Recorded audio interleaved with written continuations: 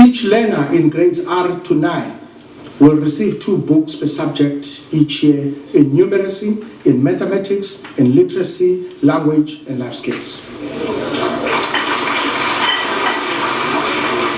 The School Infrastructure Backlogs Program is allocated 7.4 billion rands for the replacement of over 500 unsafe or poorly constructed schools, as well as to address water, sanitation, and electricity needs. The Education Infrastructure Grant of 29.6 billion rands over the medium term will enable all schools to meet the minimum norms and standards for school infrastructure by 2016. The budget also includes 4.1 billion rands over the MTF period to build and support public libraries. School and community sport programs and sports academies will receive 1.7 billion rands in conditional allocations to provinces. Honorable Speaker and honorable members, allocations to post-school education and training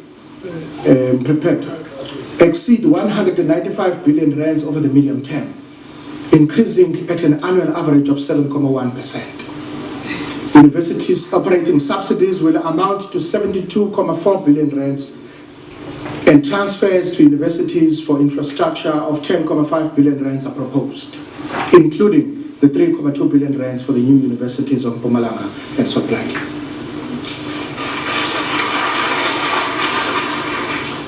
We are mindful of the pressures on student financing at our higher education institutions. The National Student Financial Aid Scheme is projected to spend 11.9 billion rands in 2017-18, which is up from the 9.2 billion rands in 2014-15. This will support a further increase in university enrollments and in technical and vocational colleges. Progress in the quality of post-school education programs is clearly critical. Under Minister Nzimande's direction, the 21 sector education and training authorities and the National Skills Fund will continue to provide work placements for students and graduates. Raising the number of trainees who qualify as artisans is a special priority. Options for improving the skills funding system will be reviewed in the period ahead. Fellow South Africans, we have all been reminded of the importance of infrastructure investment and maintenance over the past year. It is not just an inconvenience when the lights go out. There is a cost to the economy in production and income and jobs foregone. Many South Africans regularly experience other kinds of infrastructure failures. Unreliable water supplies, roads that are impassable when it rains, trains that break down, or poor telecommunications linkages.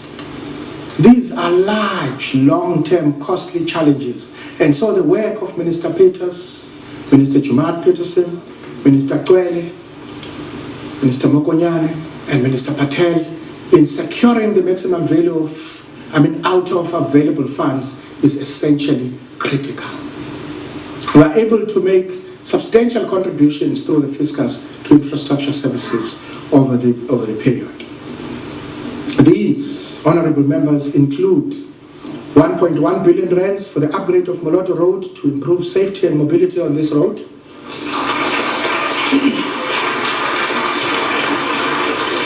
The passenger rail agency's 53 billion rands 10-year renewal program is now in progress. The first 44 new train sets of 528 coaches will be delivered over the next 3 years.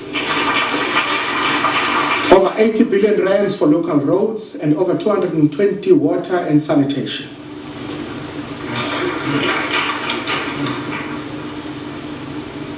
$105 billion rands for housing and associated bulk infrastructure requirements.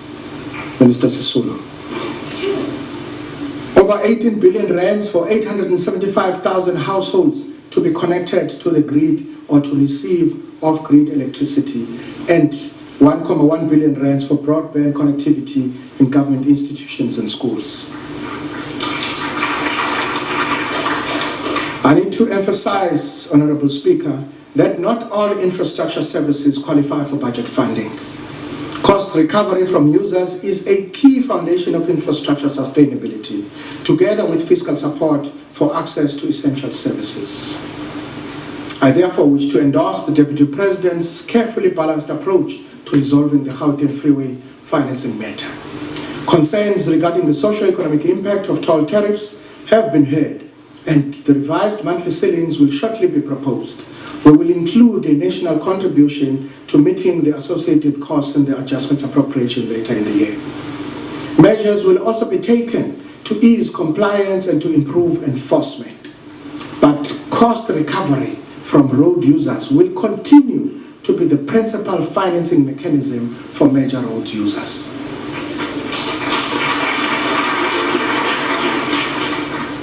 That applause was not adequate. Honorable members, national government is working closely with metropolitan municipalities to invigorate urban development, as the NDP emphasizes. Realizing the economic dividends of urban growth requires a new approach to providing infrastructure, housing and public transport services, while overcoming the spatial divisions of apartheid. This budget recognizes the need to assist cities in mobilizing the finance required for more rapid infrastructure investment and maintenance. Amendments will be proposed to the Municipal Fiscal Powers and Functions Act to clarify the rules surrounding bulk infrastructure charges and ensure an equitable and transparent system of contributions by land developers. The National Treasury has recently met the mayors and city managers of all 8 metropolitan municipalities to discuss how to accelerate investment, improve infrastructure maintenance, and strengthen financial management. Metropolitan councils will announce details of their investment programs in their forthcoming budget statements.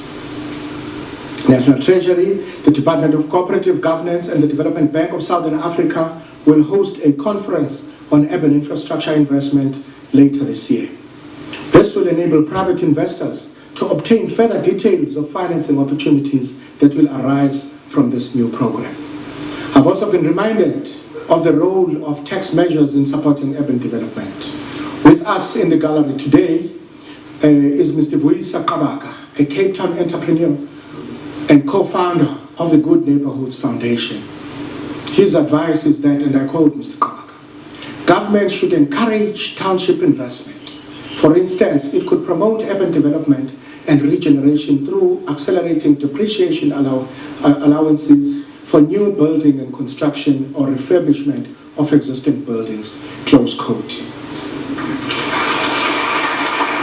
And thanks, Mr. Kabaka, for this hint and tip.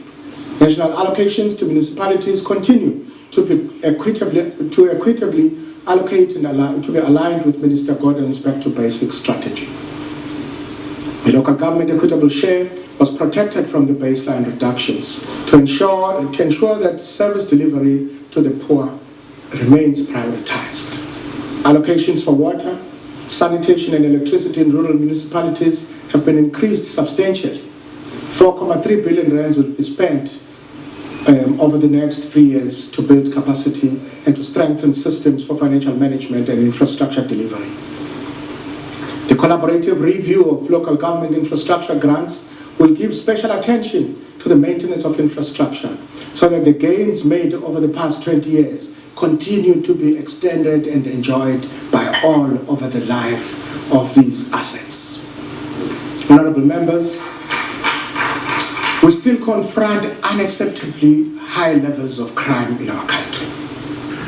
Government spending on public orders and safety and security and defense will therefore continue to increase from 163 billion rands this year to 193 billion rands in 2017 AD. Police services receive about 48% of the total allocation. Effective and efficient courts under Minister Masuta's oversight and Chief Justice Mogoeng's leadership are central to constitutional democracy and the functioning of the criminal justice system. Over the medium term, a total amount of 492 million rands has been prioritized towards improving access to justice. This will increase capacity for support personnel, public defenders, and prosecutors. In order to strengthen the independence of the judiciary, the Office of the Chief Justice has been established as a new department.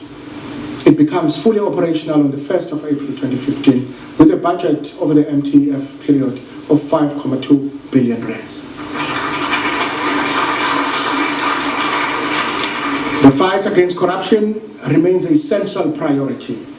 Additional allocations have been made to the Public Protector and the Financial Intelligence Center for increasing their human resource capacity.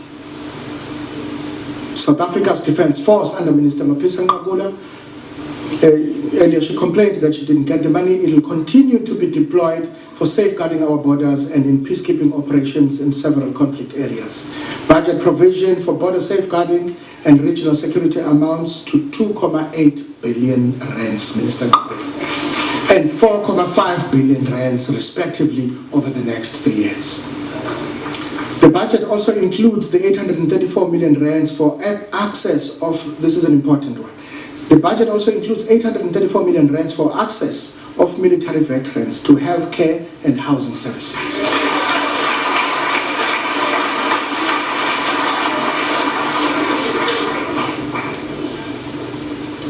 Honorable members, better value for money in public service delivery depends on rigorous financial management, effective systems, and an unrelenting fight against corruption. Supply chain management in the public sector is far from perfect. There are frequent allegations of corruption and inefficiencies. Against this background, the National Treasury has conducted a review of public sector supply chain management, drawing on the views and experience of government, business, and civil society. The review was published last month and is a candid reflection of our current state of public sector procurement and the reforms that are needed and the opportunities that an efficient, transparent supply chain management system present. After consultation with the Minister of Basic Education, the following reforms are in progress just in that department. And thanks to Mr. Mshefo